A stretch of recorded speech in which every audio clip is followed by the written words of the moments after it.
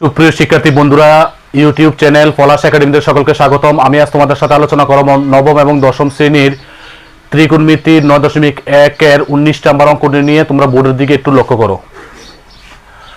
প্রমাণ করো যে root 1 minus sine A by 1 plus কত sine A equal sec a minus tan a, অর্থাৎ আমাদের sec a minus tan a প্রমাণ করতে হবে। লেফট হ্যান্ড অর্থাৎ বাম পক্ষ আগে লিখে নিবে তোমরা, সমানের আগের অংশটা করে লেফট হ্যান্ড সাইড।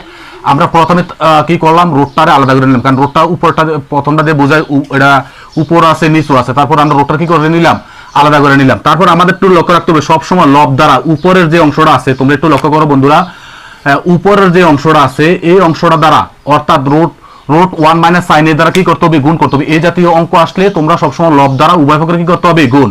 তাহলে উপর দিকে লক্ষ্য করো তোমরা, উপর লবের মধ্যে আছে দুইটা একই রকম, root 1 minus sign, root 1 minus sign, দুইটা মিললে কি হবে, হোল স্কয়ার। নিচে দুইটা কিন্তু এক রকম না।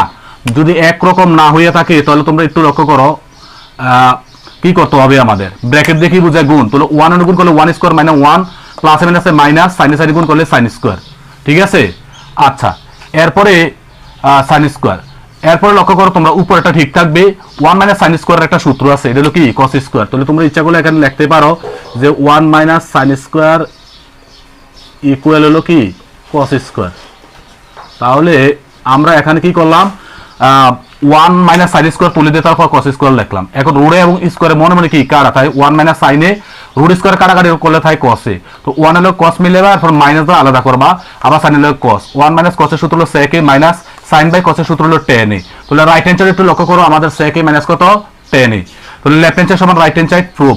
তোমরা সেম নিয়মে 20 নং অঙ্কটি একই নিয়মে করবে। আশা করি তোমরা বুঝতে পেরেছো। সবাই ভালো থাকো, সুস্থ থাকো, দেখা হবে নতুন কোনো ভিডিও নিয়ে। আল্লাহ হাফেজ।